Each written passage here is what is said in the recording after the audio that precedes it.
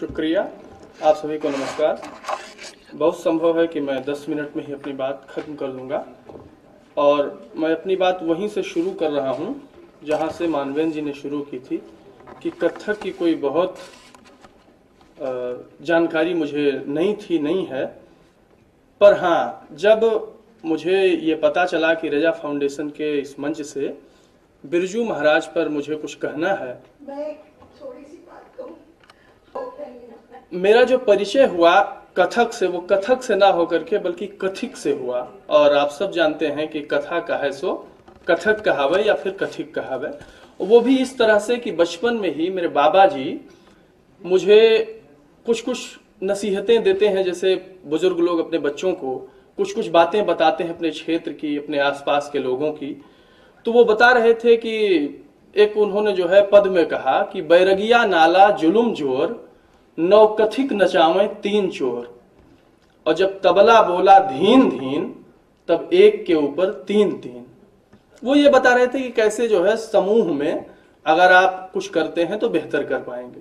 तो वहां से कथिक, फिर मैंने उनसे पूछा कि ये कथिक क्या है, तो उन्होंने बताया। और जो लोग में जैसे कथक के बारे में कहा भी जाता है कि कथक मुगल दरबार का नृत्य है। आदरणीय रश्मि वाजपेयी जी बैठी हुई हैं और इन्होंने अपनी किताब में उस बात को कोट किया है कि वो सिर्फ मुगल दरबार का नहीं बल्कि नटवरी नृत्य और नृत्य के आदि रूप नटराज से उसको जो है जोड़ा है अपनी किताब में इन्होंने। तो जो दरबार है उसके बाहर जो नृत्य था उसकी तरफ वो इशारा भी, वहां से मुझे वो चीज समझ में आई। और दूसरी, महाराज जी को बनारस का रहने की वजह से ये लाभ भी मुझे हुआ कि महाराज जी को साक्षात कथक करते हुए देखने का भी अवसर मिला। तो एक तो वो चीजें थी। फिर दोबारा जब मैंने पढ़ना शुरू किया, और जाहिर सी बात है कि उस देखे से या उस स्मृति से या बाद में जो यूट्यूब वगैरह पर देखा, उस सबके आधार पर ही मैं कथक पर कोई बढ़िया या जो भी बात मैं कहूंगा बढ़िया घटिया, वो बात नहीं कह सकता था। तो मैंने किताबों का सहारा लिया और उन किताबों में एक मनीषा कुलश्रेष्ठ की जो किताब है बिरजू लय नाम से जो है, उसके बाद 2 और किताबें रश्मि वाजपेयी जी की हैं। एक कथक प्रसंग जो उनकी संपादित किताब है और संभवतः 1992-93 की है, और दूसरी अभी हाल फिलहाल में आई है कथक वितान, कथक की तथाकथा। ये 3 किताबें मेरे जानकारी का, मेरे ज्ञान का, मेरी समझदारी का आधार बनी। उस आधार के क्रम में जब महाराज जी के ऊपर बात हो रही है या कथक पर बात हो रही है, और जाहिर सी बात है आप सब ये बात जानते मानते होंगे कि कथक और महाराज जी अलग नहीं है, वो एक जैसा हो गया है। यानी कथक का मतलब हमारे समय में बिरजू महाराज और महाराज का मतलब कथक। ये क्यों कर हुआ, इस पर चर्चा मैं आगे करूंगा। महाराज जी का महत्व क्या है, और ये कथक में जो कथक दरबार का एक नृत्य था जिसमें श्रृंगार भाव प्रधान था, उससे पहले जब वो मंदिरों में था तो उसमें आध्यात्मिक चेतना थी, और वो आध्यात्म था यानी कि जो भक्त था वो ईश्वर का नाम लेते हुए उनका स्मरण करता था और वो कथक करते हुए ऐसा कर रहा था।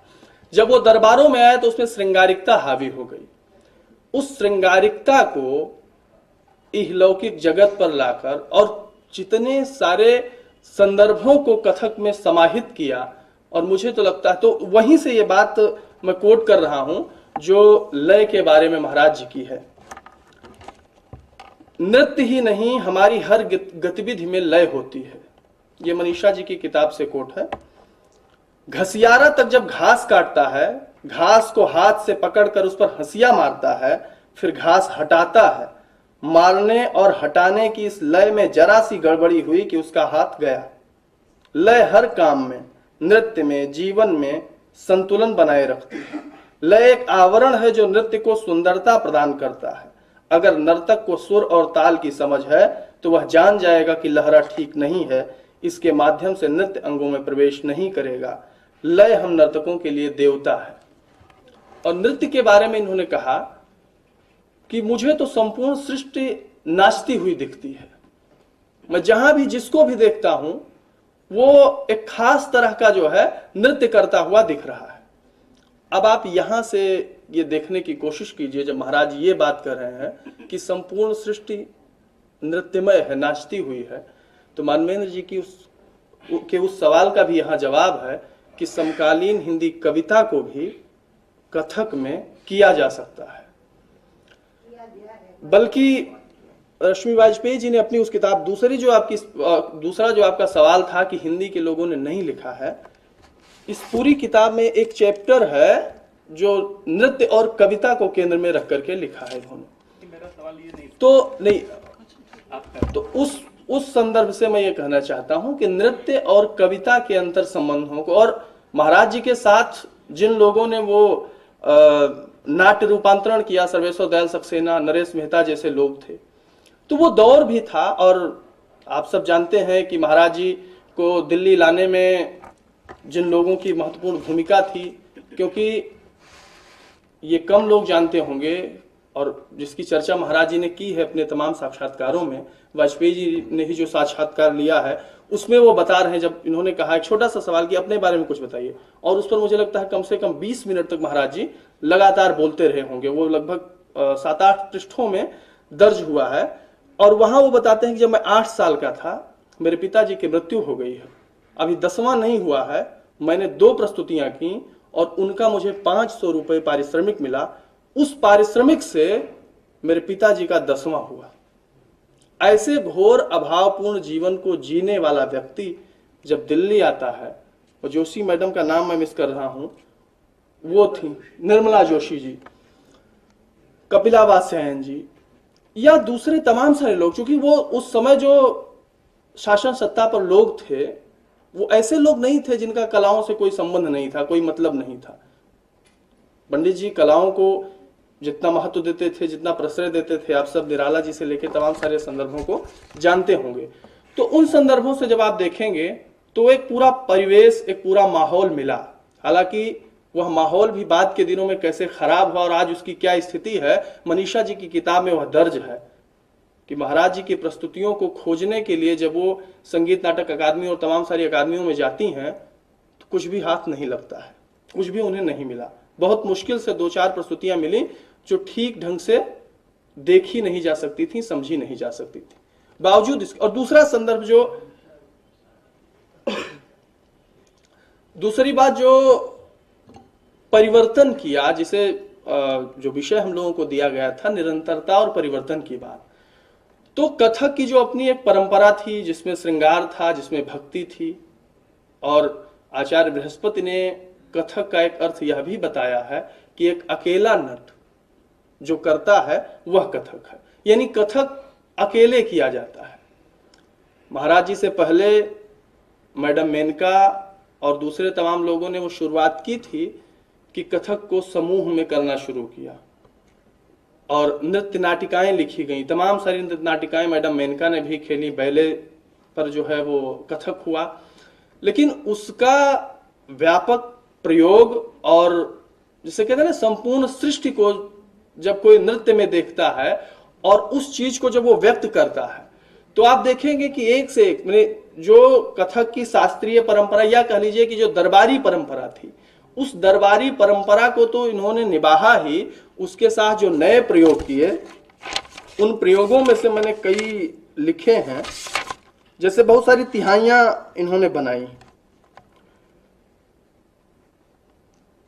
दोस्तों की चुहलबाजी, चिड़िया की छलांग, चूजों को दाना चुगाती हुई चिड़िया, बचपन की डांट फटकार, सांप, हिरण की चाल।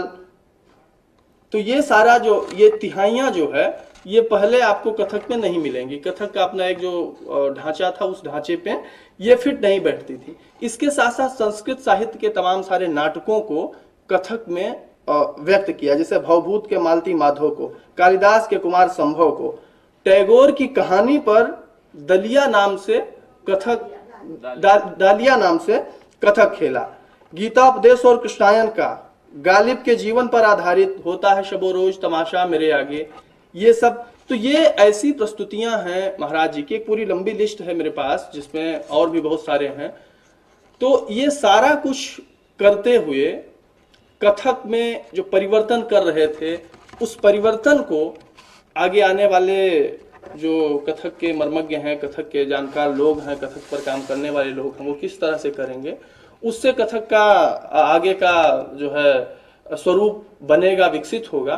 बहुत सारी बातें मेरे मन में अभी छूट गई हैं उस दौरान की, जब महाराज जी अपने युवावस्था में थे, और जब, क्योंकि कहा जाता है कि महाराज जी विलंबित करने में जो है इन्हें परेशानी होती थी। यह भी बात मनीषा जी ने ही अपनी किताब में दर्ज की है, और उस पर उन्होंने ऐतराज जताया है कि मध्य लय को तो बहुत बेहतर तरीके से करते थे, पर विलंबित करने में थोड़ी मुश्किल थी। जबकि मैंने जितनी मेरी समझ है कथक को देखने की, उस समझ के आधार पर मुझे ये लगा कि नहीं, जो भी महाराज जी कथक कर, बनारस में तो बनारस के दर्शकों के बारे में, श्रोताओं के बारे में जो जानते हैं कि भाई अगर बहुत अच्छा हुआ तो बहुत जबरदस्त प्रतिक्रिया, और जरा सा भी अगर खराब हुआ तो ऐसी हूटिंग जिसकी कल्पना भी नहीं कर सकते। तो मैंने जब जब महाराज जी को संकट मोचन में बीएचयू के सभागार में, संभवतः 2017 में एक कार्यक्रम था, उसमें जो महाराज जी की प्रस्तुति हुई थी वो तो अद्भुत थी। तो तमाम सारी ऐसी प्रस्तुतियों को देखते हुए, सुनते हुए महाराज जी को और कथक के बारे में हमने जो बातें जानी समझी थी, शायद मेरा वक्त भी पूरा हो गया होगा। आप सबको बहुत